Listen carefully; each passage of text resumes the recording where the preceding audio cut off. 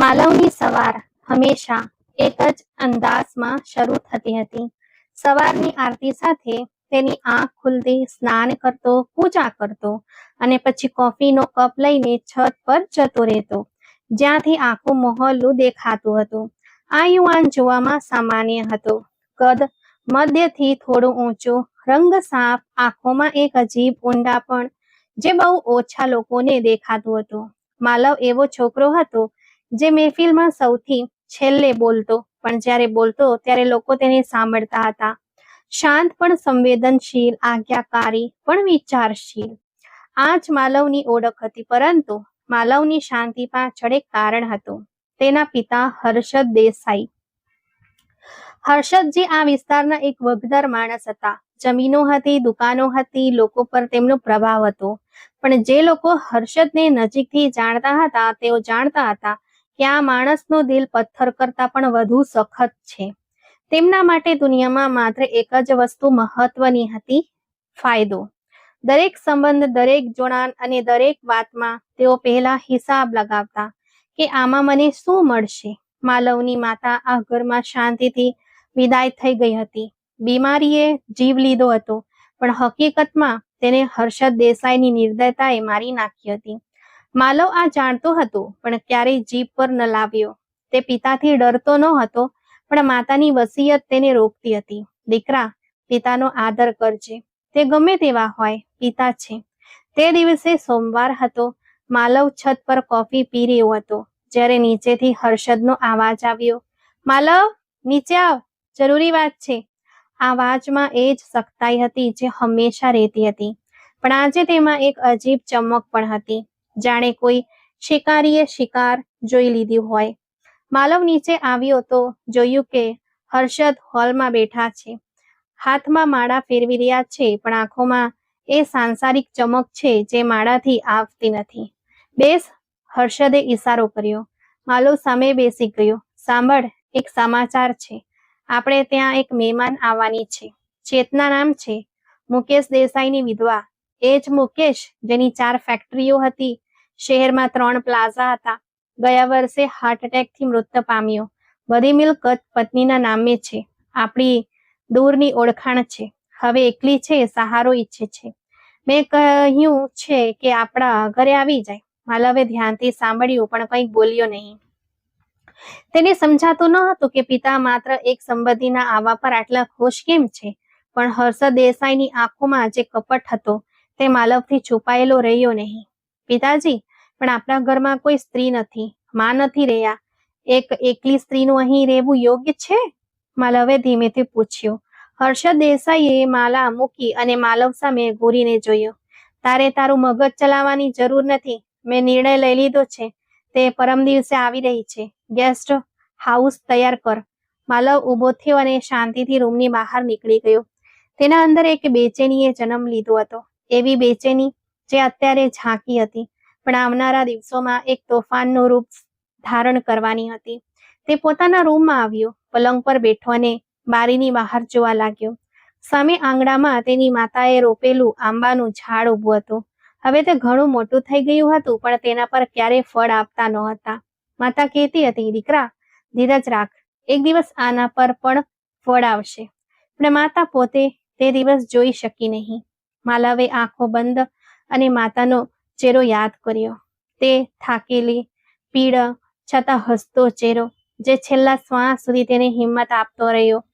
માં, તમે હોત તો કદાચ કહેત કે આ બધું શું થવા જઈ રહ્યું છે. પણ માતા નહોતી, અને જે હતા પિતા. તેમની દાનત પર માલવને ક્યારેય વિશ્વાસ રહ્યો ન હતો. તેને ખબર નહોતી કે પરમ દિવસે જ્યારે એ દરવાજો ખુલશે અને ચેતના અંદર આવશે, તો તેની સાથે એક એવી તકદીર પણ દાખલ થશે જે માલવના દરેક વિચાર, દરેક વિશ્વાસ અને દરેક નિર્ણયને બદલી નાખશે. બુધવારની સાંજે એક લાલ રંગની ગાડી ઘરની સામે આવીને ઊભી રહી. માલવ બારીમાંથી જોઈ રહ્યો હતો. પહેલા ડ્રાઈવરે દરવાજો ખોલ્યો, પછી એક સ્ત્રી બહાર નીકળી. માથા પર સફેદ દુપટ્ટો, હળવા ગુલાબી રંગનો પોશાક, ચહેરા પર કોઈ શણગાર નહીં, પણ એક કુદરતી ગરિમા જે કોઈ મેકઅપથી આવતી નથી. આ ચેતના હતી. માલવે ફક્ત એક ક્ષણ માટે તેને ચહેરો જોયો અને પછી બારી પાસેથી હટી ગયો.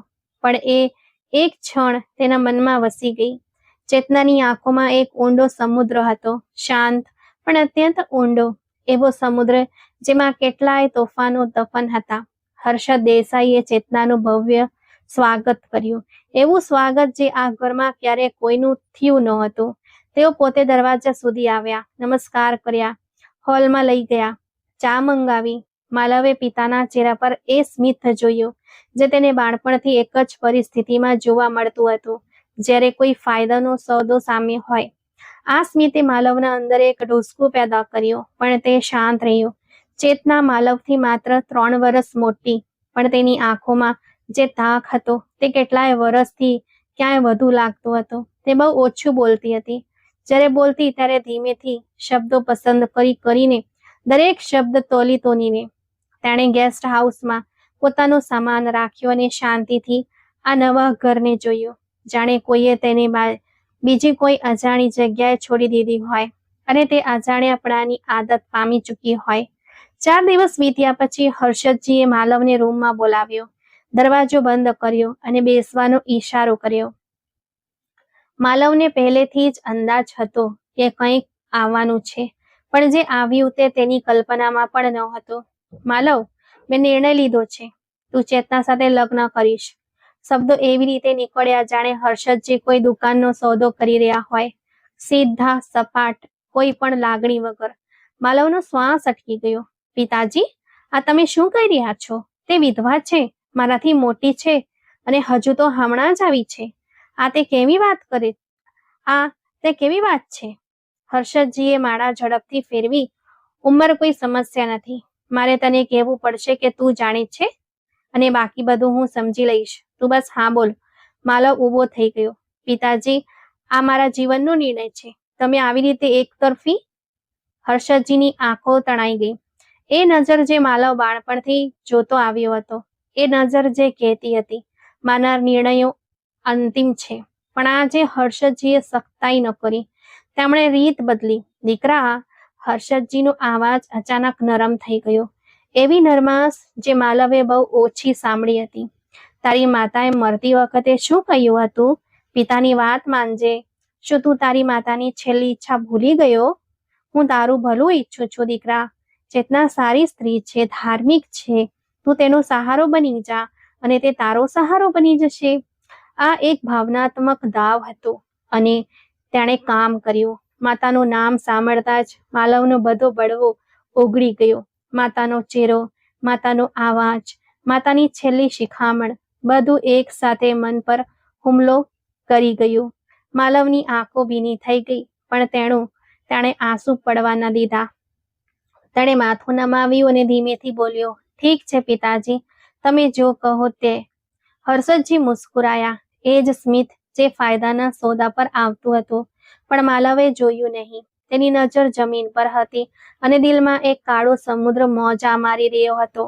માલવે હા તો કહી દીધી, પણ તેને ખબર નહોતી કે આ હા એ તેને એક એવા પ્રવાસ પર રવાના કરી દીધો છે જ્યાં દરેક વળાંક પર એક નવી પરીક્ષા રાહ જોઈ રહી છે. લગ્ન રવિવારની સાંજે થયા, સાદા, શાંત અને નિર્જીવ. ના જાન, ના શરણાઈ, ના કોઈ રીત રિવાજ. હોલમાં 4-5 લોકો બેઠા હતા. હર્ષદજી, વકીલ સાહેબ, 3 સાક્ષીઓ અને માલવ. ચેતના અલગ રૂમમાં બેઠી હતી, લીલા પોશાકમાં, માથું નમાવીને, જાણે કોઈએ તેને પણ મજબૂર કરી હોય, અથવા કદાચ તેણે પોતે જ આ નસીબને સ્વીકારી લીધી હોય. લડ્યા વગર, સવાલ કર્યા વગર, જાણે જિંદગીએ તેને શીખવી દીધું હોય કે લડવાથી કંઈક બદલાતું નથી.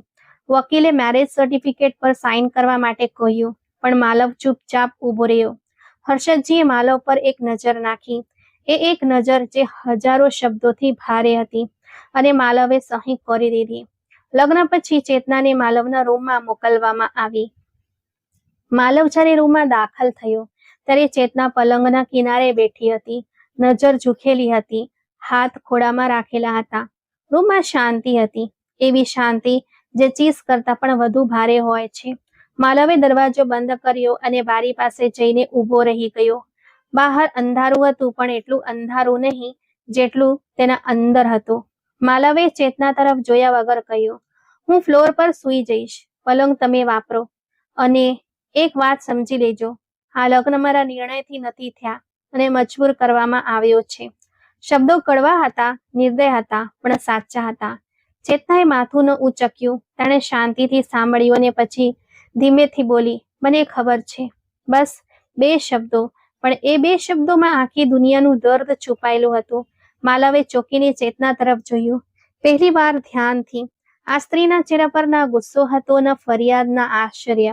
બસ એક શાંત સ્વીકૃતિ હતી, જે બતાવતી હતી કે આ સ્ત્રીને જીવનમાં ઘણું બધું સહન કર્યું છે અને હવે તેને કોઈ વાત પર નવાઈ લાગતી નથી. માલવે નજર ફેરવી લીધી અને ફ્લોર પર ચાદર બિછાવીને સૂઈ ગયો.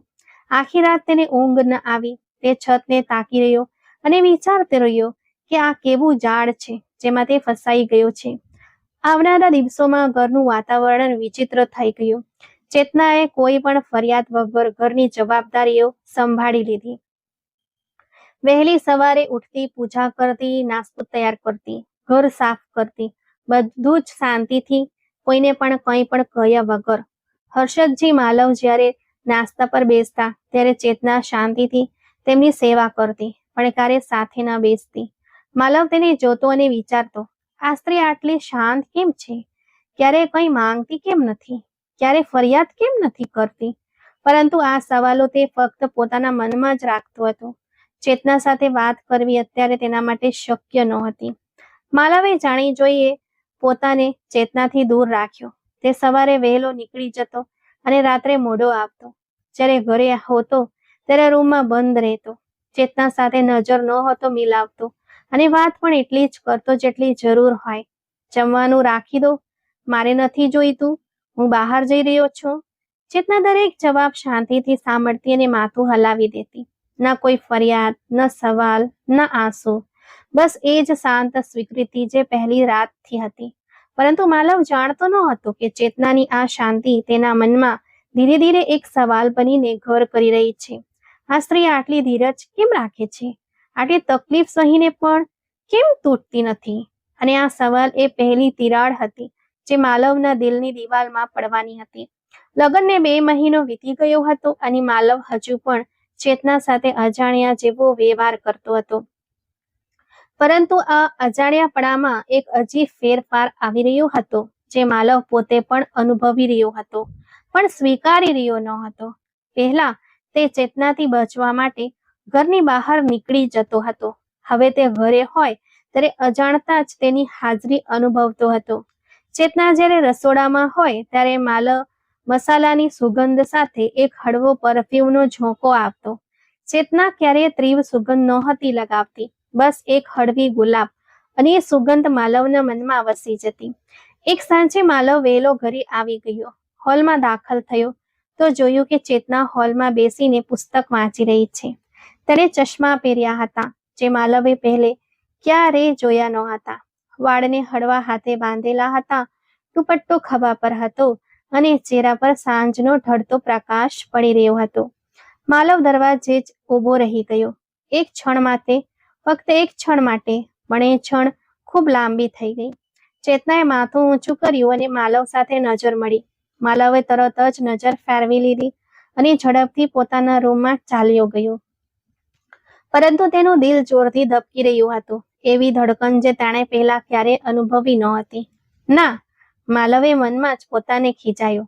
આ જબરદસ્તીના લગ્ન છે. મારે આ સ્ત્રી સાથે કોઈ લેવા દેવા નથી. આ મારા બાપનો નિર્ણય છે, મારો નહીં. પણ તે પોતાને જેટલો રોકતો એટલું જ કંઈક એવું થતું જે તેને ચેતના તરફ ખેંચતું. એક દિવસ માલવે સાંભળ્યું કે ચેતના ફોન પર કોઈની સાથે વાત કરી રહી છે, કદાચ કોઈ જૂની સહેલી. ચેતનાના અવાજમાં એક હળવું સ્મિત હતું. પહેલીવાર માલવે તેને હળવું હસતી સાંભળી અને તે હાસ્ય માલવના અંદર એક અજીબ લહેર દોડાવી દીધી. તેને અહેસાસ થયો કે ચેતના ફક્ત શાંત અને ઉદાસ નથી, તેની અંદર પણ એક જીવન છે, એક દુનિયા છે, એક વ્યક્તિત્વ છે જે માલવની બેદરકારી છતાં અસ્તિત્વ ધરાવે છે. પછી એક એવી ઘટના બની જેણે માલવને અંદર સુધી હચમચાવી દીધો. બુધવારની રાત હતી, વરસાદ પડી રહ્યો હતો અને વીજળી જતી રહી હતી. માલવ પોતાના રૂમમાં હતો ત્યારે તેને ચેતનાના રૂમમાંથી એક દબાયેલો અવાજ સંભળાયો. ડુસકાનો અવાજ. તે અટક્યો અને ધ્યાનથી સાંભળ્યો. ચેતના રડી રહી હતી, શાંતિથી, ઓશિકામાં મોઢું છુપાવીને, જાણે દુનિયામાં કોઈને સંભળાય નહીં. પણ રાતની શાંતિમાં એ આવાજ દિવાલોમાંથી છણાઈને માલવ સુધી પહોંચી રહ્યો હતો. માલવ પલંગ પર બેસીને સાંભળતો રહ્યો અને તેની અંદર એક એવું દર્દ જાગ્યું જે તેણે માતાના મૃત્યુ પછી ક્યારે અનુભવ્યું ન હતું. તેને પહેલી વાર લાગ્યું કે આ સ્ત્રી પણ તકલીફમાં છે, કદાચ મારાથી પણ વધારે. પરંતુ તે જ રાત્રે બીજી વાત બની જેણે માલવની વિચારધારા બદલી નાખી. વરસાદ રોકાયા પછી જ્યારે વીજળી આવી ત્યારે માલવ ઉઠ્યો અને બહાર આવ્યો. ચેતનાનો રૂમ ખુલ્લો હતો અને તે પૂજા કરી રહી હતી, પણ તેની બાજુમાં એક જૂની તસવીર રાખેલી હતી, એક પુરુષની તસવીર. માલવે નમીને જોયું. તે મુકેશ દેસાઈની તસવીર હતી, ચેતનાનો સ્વર્ગસ્થ પતિ. માલવના મનમાં એક અજીબ બળતરા જાગી. મર્યા પછી પણ આ માણસની તસવીર છાતીએ લગાવીને રાખે છે. હું અહીં છું, હું તેનો પતિ છું, પણ તેના દિલમાં હજુ પણ એ જ વસેલો છે. આ ઈર્ષ્યા હતી, એક એવો અહેસાસ જેણે માલવને ખુદને પણ હેરાન કરી દીધો. તે જ ચેતનાથી નિર્લેપ રહેવાનો દાવો કરતો હતો. આજે પહેલી વાર તેને ઈર્ષ્યા થઈ અને તે જ ક્ષણે તેને સમજાયું કે ચેતનાએ તેને દિલમાં એ જગ્યા બનાવી લીધી છે જે તે પોતે આપવા માંગતો ન હતો. આ વિચાર સુખદ પણ હતો અને ડરામણો પણ, કારણ કે ચેતનાના ભૂતકાળ વિશે માલવને હજુ ઘણું જાણવાનું બાકી હતું. માલવની બેચેની દિવસે ને દિવસે વધતી જતી હતી.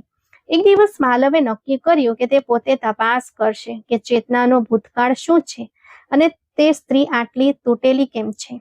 તેણે પહેલા મોહલ્લાના લોકો સાથે વાત કરી, પણ કોઈને ખાસ ખબર નહોતી. પછી તેણે મુકેશના જૂના મિત્રની કરી. તેને એક વ્યક્તિ મળ્યો, વિનીત, જે મુકેશનો બિઝનેસ પાર્ટનર રહી ચૂક્યો હતો. વિનીતને જ્યારે માલવે ચેતના વિશે પૂછ્યું ત્યારે વિનીતનો ચહેરો બદલાઈ ગયો. ભાઈ, તમે ચેતના સાથે લગ્ન કરીને આવ્યા છો?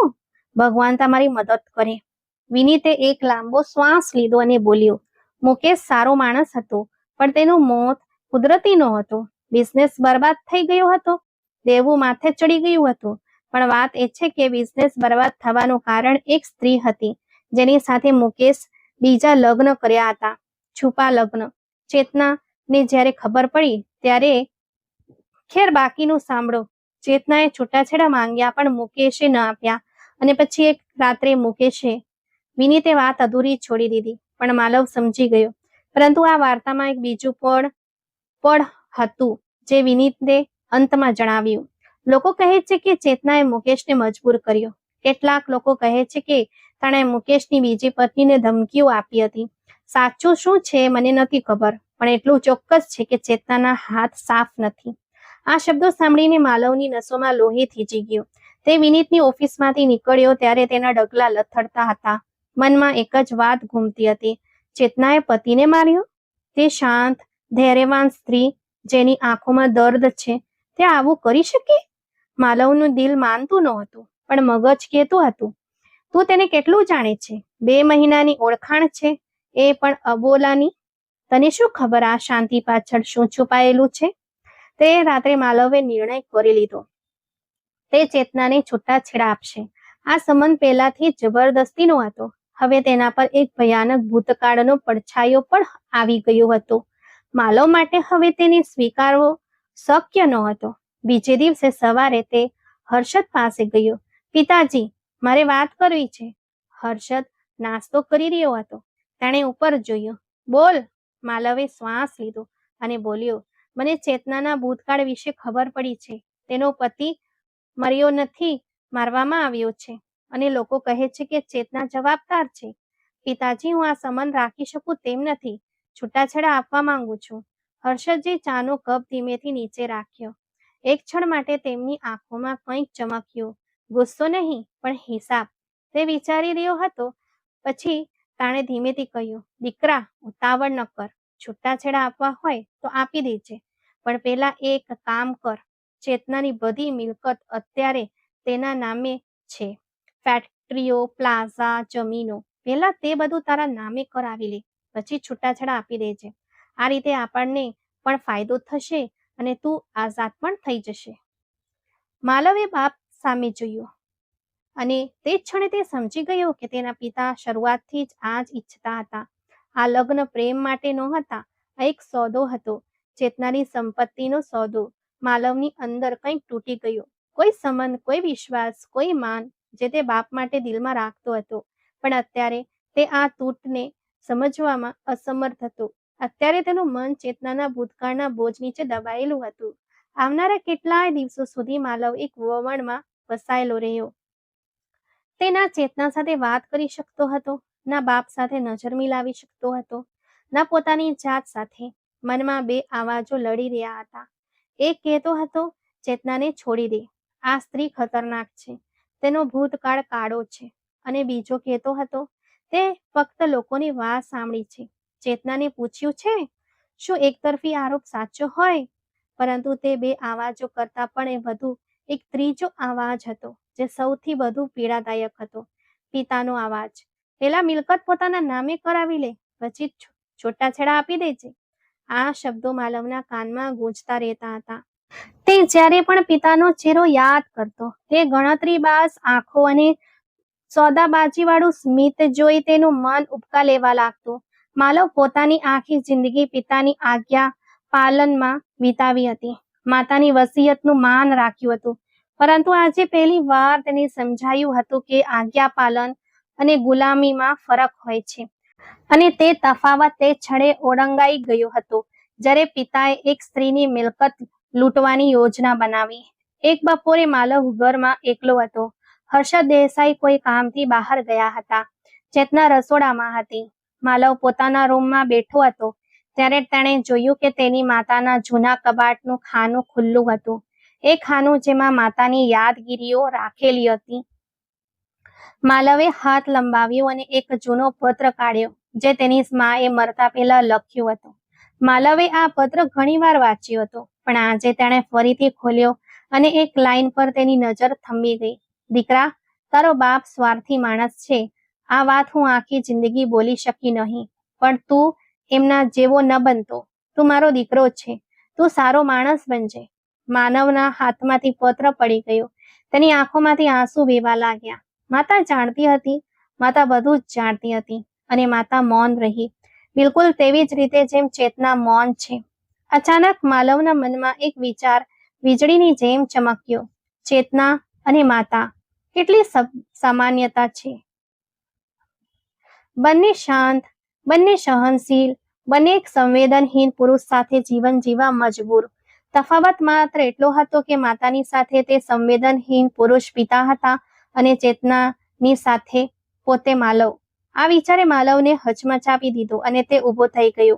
તેણે અરીસામાં પોતાનો ચહેરો જોયો અને તેને પિતાનું પ્રતિબિંબ દેખાયું. એ જ સંવેદનહીનતા, એ જ અજાણ્યાપણું, એ જ ઠંડાપણું. માલવે મુઠ્ઠી ભીંસી અને કહ્યું, ના, હું એવો નહીં બનું.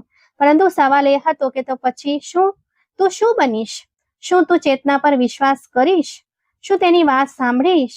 શું તેના ભૂતકાળ વિશે બીજા લોકો પાસેથી સાંભળવાને બદલે તેને જાતે પૂછીશ?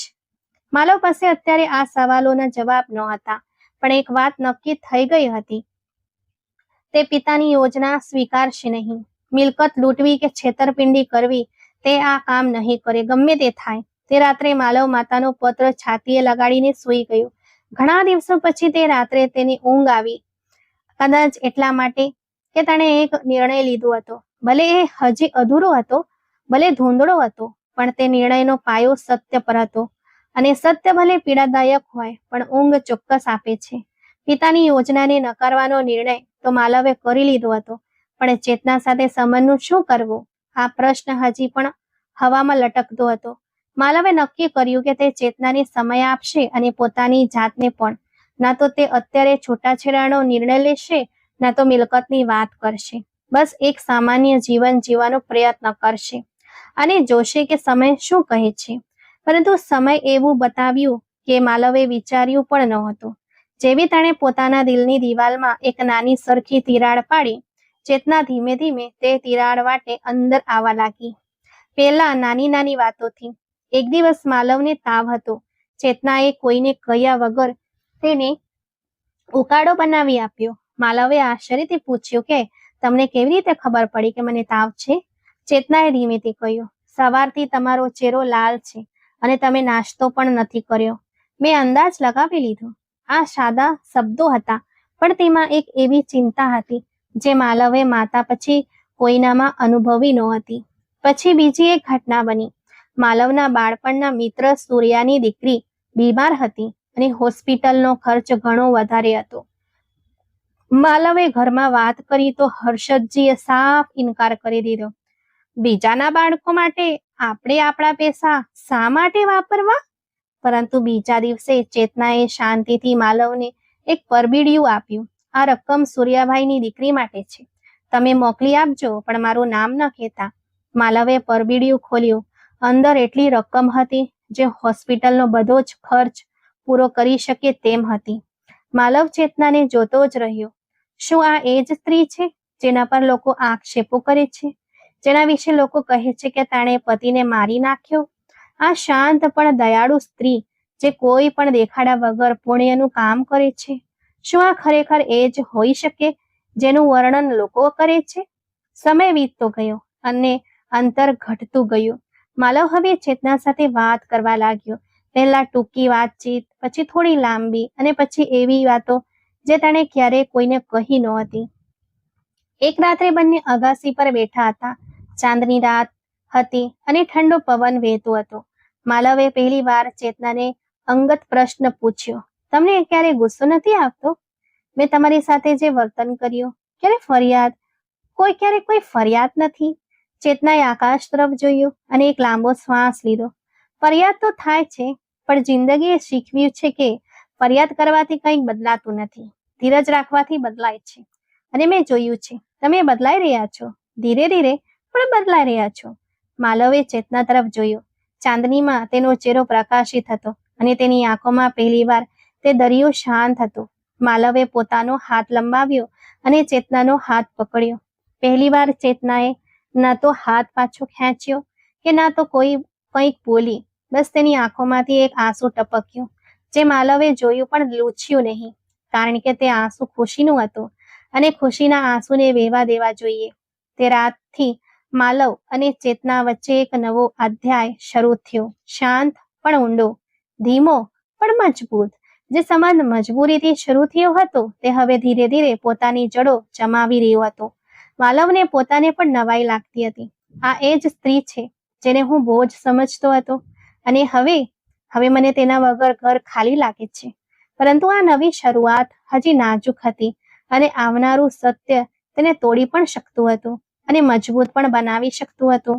3 મહિના બીજા વીતી ગયા અને આ ઘરનું વાતાવરણ હવે પહેલા જેવું રહ્યું ન હતું. તે ઠંડી શાંતિ જે દિવાલોમાં વસી ગઈ હતી તે ધીમે ધીમે ઓગળી રહી હતી. જાણે બરફ નીચે દબાયેલી જમીનમાંથી પહેલી કુંપણ ફૂટી રહી હોય. માલવ અને ચેતના હવે એક સામાન્ય પતિ પત્નીની જેમ જીવન વિતાવી રહ્યા હતા. સવારની ચા સાથે પીવાતી, બપોરનું જમવાનું એક જ ટેબલ પર થતું અને સાંજ બંને અગાસી પર બેસીને ઠંડા પવનમાં વાતો કરતા. હર્ષદ દેસાઈ બેચેન થઈ રહ્યા હતા, ખૂબ જ બેચેન. તેઓ દૂરથી જોઈ રહ્યા હતા કે માલવ ચેતનાની નજીક જઈ રહ્યો છે અને મિલકતવાળી વાત ભૂલી ગયો છે. બીજા દિવસે હર્ષદજી માલવને ઈશારામાં યાદ અપાવતા, દીકરા, સમય નીકળી રહ્યો છે, અત્યારે તક છે, પછી પસ્તાશો. પણ માલવ દર વખતે મૌન રહીને વાત ટાળી દેતો. એક દિવસ હર્ષદજીની ધીરજ ખૂટી ગઈ અને માલવને અલગ બોલાવીને સીધું જ પૂછ્યું, લગ્નને કેટલા મહિના થઈ ગયા? ત્યાં મિલકત વિશે કંઈ કર્યું કે નહીં? માલવે પિતાની આંખોમાં જોયું. એ જ લાલચ, એ જ ગણતરી. તેણે સીધો જવાબ આપ્યો, પિતાજી, મિલકતવાળી વાત છોડી દો. ચેતના મારી પત્ની છે અને હું તેની સાથે દગો નહીં કરું. હર્ષદજીની આંખો ગુસ્સાથી નાની થઈ ગઈ. જડબા ખેંચાઈ ગયા. તે નિર્ણય કરી લીધો? તારી હેસિયત શું છે નિર્ણય લેવાની? મેં તને પાળી પોષીને મોટો કર્યો છે. મેં આ બધું ગોઠવ્યું છે. પરંતુ માલવ આ વખતે તે જૂનો આજ્ઞાકારી છોકરો રહ્યો ન હતો. હવે તેની અંદર એક નવો માલવ જાગી ચૂક્યો હતો, જેના હૃદયમાં માતાનો પત્ર ધબકતો હતો. પિતાજી, માએ મને સારો માણસ બનવા કહ્યું હતું અને સારો માણસ દગો નથી આપતો. હર્ષદજી શાંત થઈ ગયા, પણ તે શાંતિમાં કપટ છુપાયેલો હતો. એ જ અઠવાડિયે એક એવી ઘટના બની જેણે માલવને સંપૂર્ણપણે ચેતનાનો બનાવી દીધો. એવી ઘટના જેની તેણે ક્યારેય અપેક્ષા નહોતી કરી. ચેતનાએ માલવને કહ્યું, માલવ, જરા બેસો, મારે તમારી સાથે એક જરૂરી વાત કરવી છે. ચેતનાના આવાજમાં એક ગંભીરતા હતી જે સામાન્ય કરતા અલગ હતી. માલવનું દિલ જોરથી ધબકી ગયું. તેના મનમાં એક સાથે અનેક વિચારો આવ્યા. કદાચ ચેતનાને પિતાજીની યોજનાની ખબર પડી ગઈ છે. કદાચ કોઈએ કહી દીધું છે. કદાચ હવે બધું ખતમ થવાનું છે. તે ચેતનાની સામે બેઠો. ચહેરા પર શાંતિ હતી, પણ અંદર તોફાન હતું.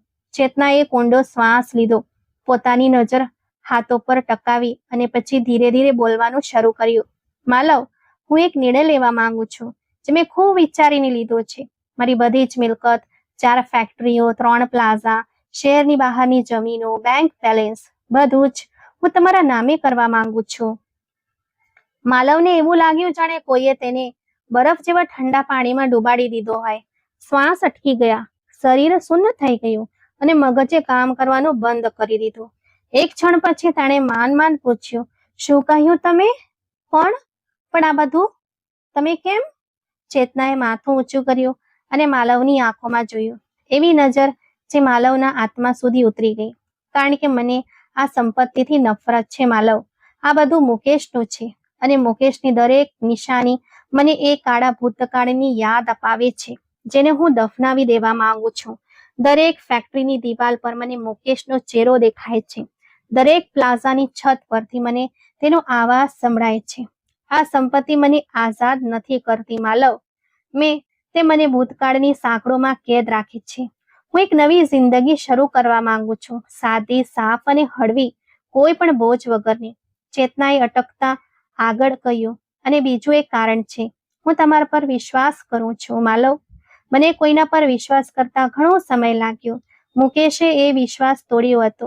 દુનિયાએ મને શીખવ્યું હતું કે કોઈના પર વિશ્વાસ ન કરવો. પણ તમે મને જે શાંતિ આપી છે તે મને જિંદગીમાં ક્યારે નથી મળી. તમે એક સારા માણસ છો. મેં તે અનુભવ્યું છે, વારંવાર અનુભવ્યું છે. એટલે આ બધું તમારું છે, કારણ કે તમે તેના હકદાર છો અને કારણ કે હું આઝાદ થવા માંગુ છું. માલવના મગજમાં એક જ આવાજ ગુંજી રહ્યો હતો, તેના પિતાના શબ્દો, મિલકત નામે કરાવી લે, પછી છૂટાછેડા આપી દે છે. અને હવે ચેતના પોતાના હાથે એ બધું માલવને આપી રહી હતી જે પિતા લૂંટવા માંગતા હતા. ફરક એટલો હતો કે ચેતના આ પ્રેમથી, નિખાલસતાથી અને વિશ્વાસથી આપી રહી હતી, જ્યારે પિતા છેતરપિંડી, જૂઠ અને કાવતરાથી છીનવવા માંગતા હતા. આ વિરોધાભાસે માલવના અંતરાત્મા પર તીરની જેમ ઘા કર્યો. માલવે કાંપતા હાથે ચેતનાના હાથ પકડ્યો અને તૂટેલા અવાજે બોલ્યો, ચેતના, તમને ખબર નથી તમે અત્યારે શું કર્યું છે. તમે મારા પર જે વિશ્વાસ મૂક્યો છે, હું તેને લાયક નથી. ચેતનાએ માલવના આંસુ જોયા અને નવાઈથી પૂછ્યું, તમે કેમ રડો છો? માલવે આંસુ લૂછવાનો પ્રયત્ન કર્યો, પણ નવા આંસુ આવતા જ રહ્યા. બસ આટલો વિશ્વાસ ક્યારે કોઈએ મારા પર નથી કર્યો. આટલો વિશ્વાસ. તે વાત પૂરી ન કરી શક્યો. ચેતનાએ સ્મિત સાથે કહ્યું, તમે લાયક છો માલવ. એટલે જ તો કરી રહી છું. જો તમે લાયક ન હોત તો મને સૌથી પહેલા ખબર પડી જાત. સ્ત્રીની આંખ ક્યારેય છેતરાતી નથી, ખાસ કરીને એ સ્ત્રીની જે એકવાર છેતરાઈ ચૂકી હોય. દસ્તાવેજો તૈયાર થયા, વકીલ આવ્યો, સહીઓ થઈ. ચેતના એક કાગળ પર સહી કરી, એકદમ શાંત રીતે, જાણે કે તે વર્ષો જૂનો બોજ ઉતારી રહી હોય. દરેક સહી સાથે ચેતનાનો ચહેરો વધુ તેજસ્વી થતો ગયો, જાણે વર્ષો જૂની સાંકળો તૂટી રહી હોય. જ્યારે છેલ્લા કાગળ પર સહી થઈ ત્યારે ચેતનાએ પેન બાજુ પર મૂકી, એક લાંબો શ્વાસ લીધો અને આંખો બંધ કરી દીધી. તેના ચહેરા પર એવું સુખ અને શાંતિ હતી જે માલવે પહેલા ક્યારેય જોઈ ન હતી. એવી શાંતિ જે આઝાદી પછી મળે છે, જ્યારે કોઈ પક્ષી પાંજરામાંથી નીકળીને પહેલી વાર ખુલ્લું આકાશ જુએ છે. પરંતુ માલવ માટે આ ક્ષણ શાંતિની નહીં, પણ એક નવી જવાબદારીની હતી. એવી જવાબદારી જે પહાડ કરતા પણ ભારે હતી. મિલકત ટ્રાન્સફર થયા પછી જ્યારે હર્ષદજીને ખબર પડી ત્યારે તેમની ખુશીનો કોઈ પાર ન રહ્યો. પરંતુ તે ખુશી માલવની ખુશી કરતા બિલકુલ અલગ હતી. તેમના માટે આ તેમની યોજનાની સફળતા હતી. તેણે માલવને બોલાવ્યો અને કહ્યું, શાબાશ દીકરા, હવે સાંભળ, મિલકત તારા નામે છે, પણ અસલી માલિક હું છું. 1 અઠવાડિયામાં તે મારા નામે ટ્રાન્સફર કરી દે. ફેક્ટરીઓ હું સંભાળીશ અને પ્લાઝા ભાડે આપી દઈશ. અને ચેતના, તેને છૂટાછેડા આપી દે. હવે તેની કોઈ જરૂર નથી. માલવે પિતા સામે જોયું. એ જ ક્ષણે તેની સામે આખું ચિત્ર સ્પષ્ટ થઈ ગયું, જાણે કોઈએ ધૂંધળા કાચ પરથી પડદો હટાવી દીધો હોય. બિલકુલ શરૂઆતથી જ હર્ષદ દેસાઈએ આ બધું નક્કી કરી રાખ્યું હતું. ચેતનાને ઘરે બોલાવવી, માલવ સાથે લગ્ન કરાવવા, મિલકત નામે કરાવવી અને પછી છૂટાછેડા કરાવીને બધું હડપ કરી લેવું. આ કોઈ અચાનક આવેલો વિચાર ન હતો, પણ એક સમજી વિચારીને ઘડાયેલી યોજના હતી, જે તેમણે માલવને ચેતનાના વિધવા હોવાના સમાચાર સંભળાતા જ બનાવી લીધી હતી. માલવે પૂછ્યું. તેનો અવાજ શાંત પણ ધ્રુજતો હતો. પિતાજી, તમે શરૂઆતથી જ આ ઈચ્છતા હતા ને? ચેતના સાથે લગ્ન એટલે નહોતા કરાવ્યા કે તે એક સારી સ્ત્રી છે, પણ એટલે કરાવ્યા હતા કારણ કે તેની પાસે સંપત્તિ છે. હું તમારા માટે માત્ર એક શસ્ત્ર હતો, એવું શસ્ત્ર જેનાથી તમે એક લાચાર વિધવાને લૂંટવાની યોજના બનાવી. હર્ષદે નિર્લજ્જાથી કહ્યું. તો બીજું શું સમજતો હતો? દુનિયા આમ જ ચાલે છે બેટા, મોકો મળે તો છોડવો ન જોઈએ. ચેતના મૂર્ખ છે, બધી મિલકત આપી દીધી, હવે તેનો શું ફાયદો? માલવની મુઠ્ઠીઓ ભીંસાઈ ગઈ. તેની આંખોમાં આંસુ હતા, પણ એ લાચારીના નહીં, પણ ગુસ્સાના, નફરતના અને એક તૂટેલા સંબંધના હતા. પિતાજી, માલવે એક ઊંડો શ્વાસ લીધો. માએ મને હંમેશા સારો માણસ બનવાનું કહ્યું હતું. તમે આખી જિંદગી માનો ઉપયોગ કર્યો, હવે તમે ચેતનાનો ઉપયોગ કરવા માંગો છો? પણ હવે એવું નહીં થાય. મિલકત મારા નામે છે અને તે મારા નામે જ રહેશે. આ ચેતનાની અમાનત છે અને હું તેમાં દગો નહીં કરું. અને છૂટાછેડા? માલવે સીધું પિતાની આંખોમાં જોઈને કહ્યું. છૂટાછેડા ક્યારે નહીં થાય. ચેતના મારી પત્ની છે અને રહેશે. હર્ષદજીનો ચહેરો ગુસ્સા અને નિષ્ફળતાથી લાલચોળ થઈ ગયો. જે દીકરાને તેણે હંમેશા નબળો માન્યો હતો, આજે તેણે જ બળવો કર્યો હતો. તું હવે મારો દીકરો નથી રહ્યો, હર્ષદે ચીસ પાડીને કહ્યું. માલવ એક ક્ષણ શાંત રહ્યો અને પછી બોલ્યો. પિતાજી, હું તમારો જ દીકરો છું અને રહીશ, પણ હું તમારા પાપમાં ભાગીદાર નહીં બનું. તમારો હક આદર છે અને તે હું કરતો રહીશ, પણ તમારો હક જુલમ કરવાનો નથી. માલવ રૂમની બહાર નીકળી ગયો. તેના ઢગલા મક્કમ હતા, પણ અંદર એક ખળભળાટ મચેલો હતો. તેણે હમણાં જ પોતાના પિતા સામે બળવો કર્યો હતો. એ પિતા જેમની આજ્ઞાનું પાલન તેની આખી જિંદગીનું કેન્દ્ર રહ્યું હતું. પરંતુ આ બળવામાં એક અજીબ શાંતિ હતી, એવી શાંતિ જે સાચો નિર્ણય લીધા પછી મળે છે. માલવે નક્કી કરી લીધું કે તે ચેતનાને ક્યારેય નહીં જણાવે કે તેના પિતાએ શરૂઆતથી શું યોજના બનાવી હતી. બીજાને બચાવવા માટે અમુક સત્ય દિલમાં દફનાવી દેવા પડે છે. લગ્નને 8 મહિના વીતી ગયા હતા અને આ ઘર હવે પહેલા જેવું રહ્યું નહોતું. તે ઠંડી દિવાલો જે મૌન રહીને ચીસો પાડતી હતી, હવે તેમાં જીવનની હૂંફ વસવા લાગી હતી. માલવ પોતે પણ હવે તે જૂનો માલવ રહ્યો નહોતો. તે શાંત, સંવેદનશીલ છોકરો જે પિતાના પડછાયા નીચે દબાયેલો હતો, હવે એક મજબૂત, જવાબદાર અને પ્રામાણિક પુરુષ બની ચૂક્યો હતો. ચેતનાની મિલકત જે તેના નામે હતી, માલવે તેને ઈમાનદારી અને મહેનતથી સંભાળી. ફેક્ટરીઓની મુલાકાત લીધી, મજૂરોને મળ્યો, તેમના પગાર વધાર્યા અને કામની પરિસ્થિતિ સુધારી. દરેક નિર્ણય ચેતનાની સલાહથી લેવાતો હતો. 1 રૂપિયો પણ માલવે પોતાના અંગત સ્વાર્થ માટે વાપર્યો નહીં. આ ચેતનાની અમાનત હતી અને અમાનતમાં વિશ્વાસઘાત કરવો એ એવા માણસનું કામ નથી જેની માતાએ તેને સારો માણસ બનવાની વસિયત કરી હોય. હર્ષદજી સાથેના સંબંધો ઠંડા પડી ગયા હતા, પણ માલવે ક્યારેય તેને તોડ્યા નહીં. દરેક રવિવારે તે પિતાને મળવા જતો, સાથે જમતો, ખબર અંતર પૂછતો અને જરૂર હોય તો પૈસા પણ આપતો, પણ મિલકતની વાત ક્યારે આવવા દેતો નહીં. હર્ષદજીએ ઘણી વાર હુમલા કર્યા, ક્યારેક ભાવુક થઈને, ક્યારેક ગુસ્સાથી, તો ક્યારેક મેળા મારીને. વહુનો ગુલામ બની ગયો છે, બાપને ભૂલી ગયો, સ્ત્રીએ જાદુ કરી દીધો છે. પણ માલવ પહાડની જેમ પોતાની જગ્યાએ મક્કમ રહ્યો. છેવટે હર્ષદજીએ મૌન ધારણ કરી લીધું. પણ માળવ જાણતો હતો કે પિતા બદલાયા નથી, માત્ર રોકાયા છે, અને રોકાવું એ બદલાવ નથી હોતો.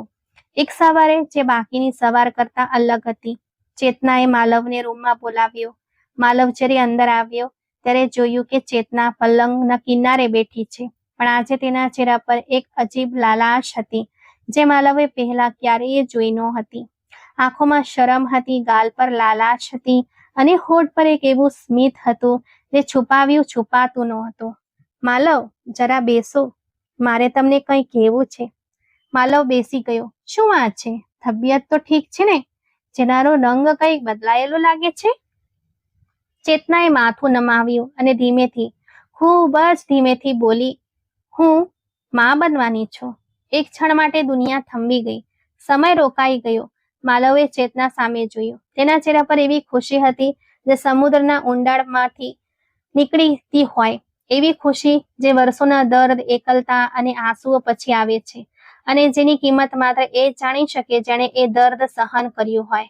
ચેતનાએ માલવના ખભા પર માથું રાખ્યું અને બોલી, માલવ, મને ખબર નહોતી કે જિંદગી મને ફરીથી આ બધું આપશે. મેં વિચાર્યું હતું કે ખુશી મારા નસીબમાં નથી, પણ ભગવાને તમને મોકલ્યા અને મારું આખું નસીબ બદલાઈ ગયું. માલવ મુસ્કુરાયો, પણ એ સ્મિત પાછળ એક દર્દ છુપાયેલો હતો જે માત્ર તે જ જાણતો હતો કે આ સંબંધ એ સ્ત્રીને લૂંટવા માટે બનાવવામાં આવ્યો હતો જે આજે તેની દુનિયા છે. આ સત્ય તે ચેતનાને ક્યારેય નહીં કહે. માલવે આંખો બંધ કરી અને અનુભવ્યું, બધું જ સંપૂર્ણ નહોતું.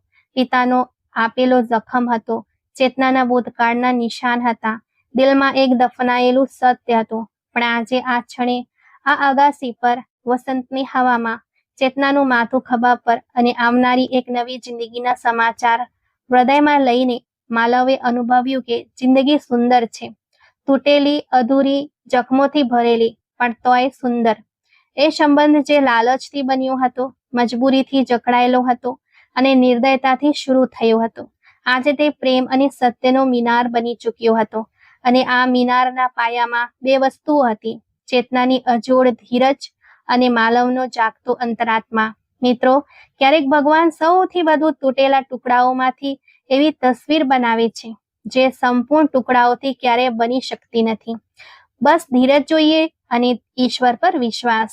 મિત્રો, સંપત્તિ કરતા સંબંધ અને લાલચ કરતા લાયકાત હંમેશા ચણિયાતી હોય છે. તો મિત્રો, આજની વાર્તા કેવી લાગી? લાઈક, કોમેન્ટ કરીને જરૂરથી જણાવજો. જો મારા ચેનલ પર નવા છો તો પ્લીઝ સબસ્ક્રાઇબ કરજો. આભાર.